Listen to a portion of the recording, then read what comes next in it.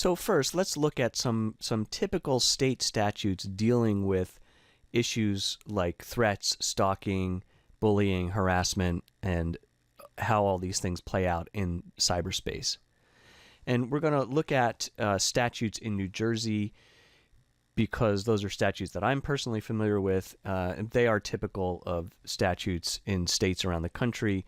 There isn't really a model law on all of these issues, but I think you'll see similar kinds of things crop up. And as we go through these, I want you to think a little bit about what kind of activity, what kind of mental state, what kind of action, what kind of intent is required under these statutes, and how do these statutes interface with conduct that we might think is in some way disturbing or perhaps inappropriate, or at least some of us may think is disturbing or inappropriate, but that really is just part of the rough and tumble of living in an open society with a strong commitment to free speech. How do we draw those lines in these statutes?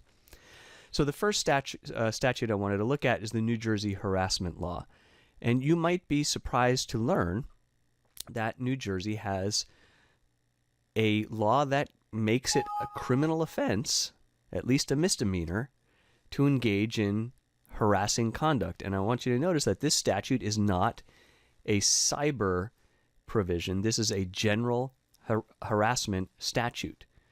So if you make or cause to be made a communication anonymously or at extremely inconvenient hours or in offensively coarse manner or in any other manner likely to cause annoyance or alarm, or subject someone to this kind of physical contact, or engage in any other course of alarming conduct or repeatedly committed acts with the purpose to alarm or seriously annoy another person, you are committing, in New Jersey, the crime of harassment. Now think about that for a minute. How often is this crime committed on a daily basis? How often might even you or I perhaps commit this crime on a daily basis? You might suggest that the entire process of going to law school is an exercise in being subject to harassment in some respects. I'm joking, of course, but you can see that there's kinds of conduct that we think, someone flips us the bird on the highway. Well, that might not be very nice, but I doubt that most of us would want to see that criminalized. Technically, it theoretically could be harassment under this statute. So notice how potentially broad this is. And certainly this kind of statute could cover online conduct. Now, very recently, within the past couple of years, New Jersey has added a provision to the harassment law specifically for cyber harassment. So notice the New Jersey cyber harassment law, making a communication in an online capacity via any electronic device or through any social networking site. So that would include, of course, your computer, your laptop, your phone, your tablet, any kind of electronic device, with the purpose to harass another. So there's an intent requirement, a purpose to harass another.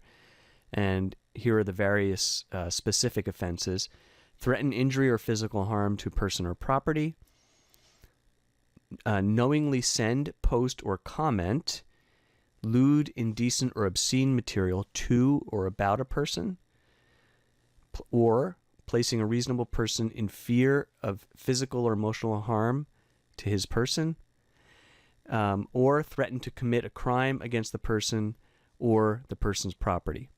So again, notice the potential breadth of this statute. This would include any kind of online posting, a comment on a Facebook post that could be considered lewd or indecent or obscene.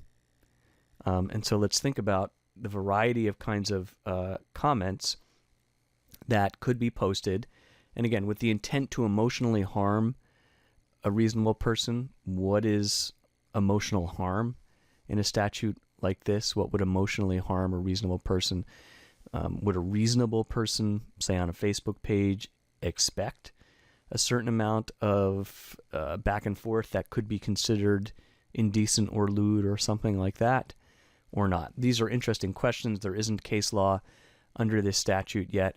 I think it raises interesting constitutional issues in terms of its overbreadth or vagueness and its relation to the First Amendment.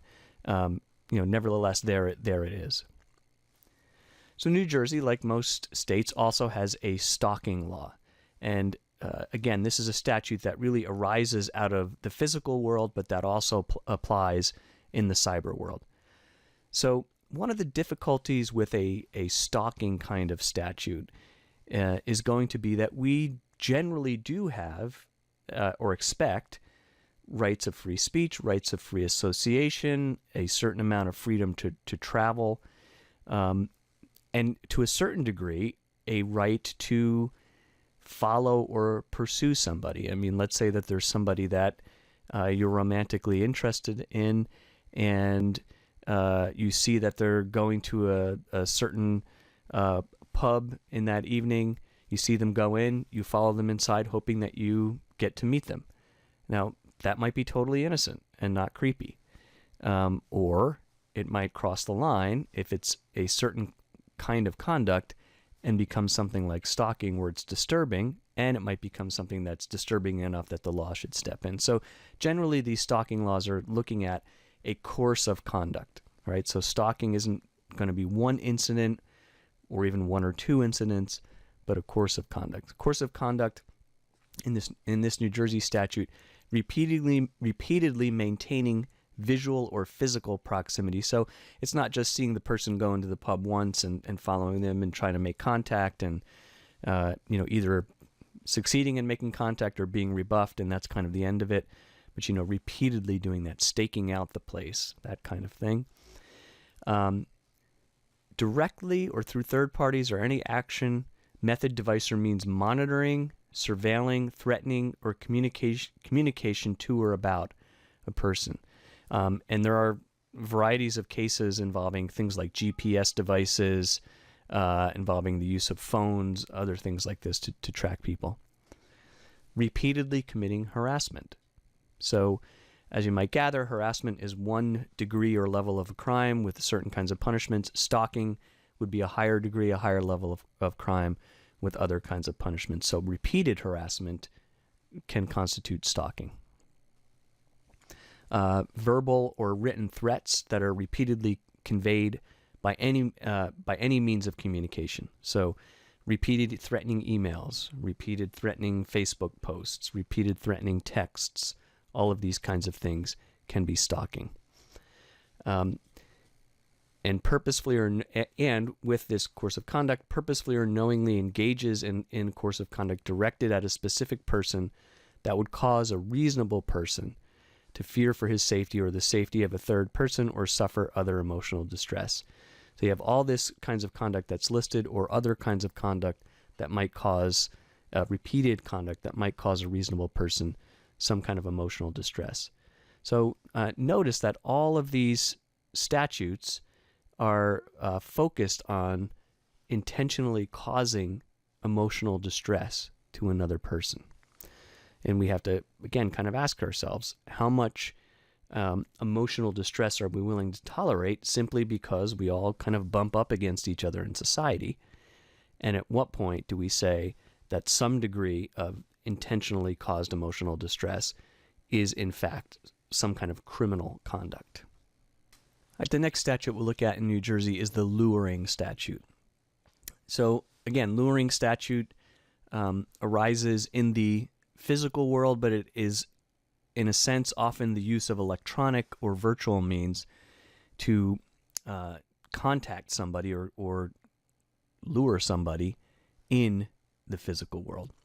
So the statute defines as attempts via electronic or other means to lure or entice a person into, and then there's these various things: motor vehicle, a structure, isolated area, to meet or appear with a purpose to commit a criminal offense with or against the person lured or enticed. And so we looked at some examples last week when we were talking about child pornography, of efforts of some of these people in these chat rooms to actually meet up with these minors for the purpose of having sex. So having sex with a minor would be a crime. So if you're sending messages to someone who is you believe to be a minor, and you're trying to entice them to meet you in some kind of secluded space, like a dark corner of a park or something like that, for the purpose of illegal sexual conduct, that would be a luring offense. And this statute's kind of interesting in that it defines electronic means to include the internet. So it's casting a very broad net in terms of what kinds of electronic means can be covered, and it's targeted at this idea of using the internet to try and entice minors or other people into criminal conduct. The last statute that we'll look at in this section is the New Jersey bullying law. Some of you, I'm sure, are familiar with this statute. It got a lot of press when it was passed. And the thing that you ought to notice about this statute, or one of the things you ought to notice about this statute, is it's not a general prohibition against internet bullying. If there's general internet bullying, then and it's going to be actionable as a crime, or someone's going to be culpable for it as a crime, you're going to have to look at the harassment statute, the luring statute, the stalking statute. Those are going to be your general kinds of avenues. The bullying law is specific to the education context. So this is really a piece of education law. And so you can see from this definition in the statute, it's an electronic communication reasonably perceived as being motivated by some kind of protected characteristic, gender, sexual orientation, religion, various things like that, or any other distinguishing characteristic. So any distinguishing characteristic could be physical thing, haha, you're short, something like that, right? That takes place on school property, or, and this is really important, or off school grounds, that substantially disrupts or interferes with the orderly operation of the school or the rights of other students. So this is an education law provision, but one of the controversial and interesting pieces of it is that it covers what is on school grounds as well as what is off school grounds. Now notice that last phrase, substantially disrupts or interferes with the orderly operation of the school or the rights of other students. This language is trying to get at the potential constitutional problems with a statute like this, because students in public schools also have a certain degree of rights of free speech. And if you recall from your constitutional law class, if you covered this material, the Tinker case, cases involving students wearing black armbands to protest the Vietnam War, or wearing a T-shirt with a profanity on it, or other things like that, and schools trying to prevent that. And the balance that the Supreme Court drew in cases like that is to say, yes, students in public schools have a certain degree of free speech rights, but there is an important interest in the school in maintaining its order and function and ordinary discipline. And so that's kind of where you have to look at this kind of law in terms of whether it interferes with some kind of constitutional or other right of the students. You balance all of that against the need to maintain order in the school. So the big question is going to be, if this ever gets litigated, I think in particular, is whether something that occurs off school grounds, and what that might be, interferes with what happens in the school in a way that this statute could be enforced. And what they're trying to get at here, I think, at least one of the things I'm certain they're trying to get at, is the issue of social media. So there are kids engaged in cyberbullying, and they may be engaged in that from their home, not at school. But the implications of that cyber conduct spills over into then the real world of the school, and people get extremely upset, or it even, as we saw in one of our introductory videos today, can cause people to really despair for their lives, and that can disrupt the school. So how do you deal with that interface? Now, a statute like this, of course, can't penalize all speech that could be in some way considered offensive, but has to draw some kind of line. So what's the line that's drawn is whether a reasonable person should know that the speech or conduct will have the effect of physically or emotionally harming a student, or the effect of insulting or demeaning any student or group of students, or creating a hostile educational environment for the student. Now, we do have to draw some lines. Ask yourself how these lines are drawn, and we'll discuss this a little bit in class when we meet in person. But are these lines drawn well? What does it mean to emotionally harm someone? Is all speech that someone might find emotionally unpleasant necessarily bullying? What does it mean to have the effect of insulting or demeaning a student or group of students?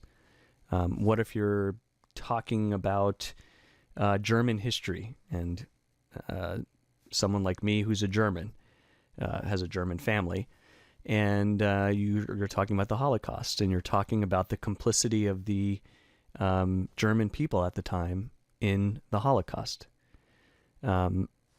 Could that have the effect of insulting some German student? I suppose it could. I wouldn't find it insulting, but I suppose somebody could. So is that where the reasonable person test comes in? How do we measure those things? I think it raises a bunch of really interesting and difficult questions. And the same thing with a hostile educational environment. That is kind of a catchphrase or a term of art in education law. And, what exactly does that mean? And when is an environment hostile? I think it's interesting to look at a statute like this in light of the protests that are going on right now on college campuses around the country. Now, this is a public education statute, deals with primarily with secondary education, but think about these things going on in college campuses around the country, and where are the lines drawn? When are these kinds of protests and concerns legitimate? When are they really efforts to stifle speech in favor of one particular political viewpoint? I think these are fascinating questions for us as lawyers. So what happens under the bullying law? The bullying law doesn't actually criminalize bullying. What it does is it mandates that local school districts have policies, and that those policies have certain requirements of reporting mechanisms. And the policies also need to have remedies, and those remedies include things like intervention, training programs, counseling, other action which could include, say, suspending or expelling a student. It doesn't create criminal culpability. It doesn't, in itself, establish a basis for some kind of civil or tort liability. It simply mandates that schools have policies, that every school have a bullying officer who's able to take these complaints, look into them, do trainings, and so on. Now, again, this was a bit controversial, especially here in New Jersey. And if you are from New Jersey or are familiar with New Jersey politics, you may know that New Jersey has a long tradition of what we call local control. And local control means that each little municipality, presumptively, has its own school district. In many states, that's just not the case. There are only really regional school districts composed of multiple municipalities. Now, we do have some regional districts here in New Jersey, but the way the law is structured, it's generally difficult, very difficult, to impose some kind of regional district. In every little town, my little town of that I live in here in Bergen County, with 10,000 or so, 15,000 people, relatively small town in northern New Jersey, has its own school district of 100 or so students graduating in the high school senior class. And that's a very small school district, but we have that tradition here. And part of that tradition is to say every town should have its own local school board that should have at least some degree of flexibility to craft its own policies for the students in that district. So for the state, for Trenton, right, to come in and say, you must have this kind of policy and you must have this kind of officer, and that includes a hit to the school budget because you have to employ somebody to do that. That creates, some interesting issues and interesting dynamics. I should say too, having children now in junior high and high school in New Jersey public schools, it's very interesting to see the trainings that are done for students on these bullying issues. As part of these programs that schools have to have involve training programs for students about what bullying is and why it's bad. My son in junior high, in particular, is very, very sensitive to these issues and is actually quite quick to call out his older brother and sister, and even me sometimes, and say, "You're bullying," you know. So it's kind of like bullying is the new smoking or something in the way kids get educated in these schools. Maybe that's a good thing. Maybe it goes a little too far. I don't know. It raises some really interesting questions. But as we've seen, there are some very, very real problems. And I think one of the themes, one of the questions that you ought to think about is, to what extent can law deal with these things? Or to what extent are these really a different kind of social issue that it's just very difficult for law to step into and deal with?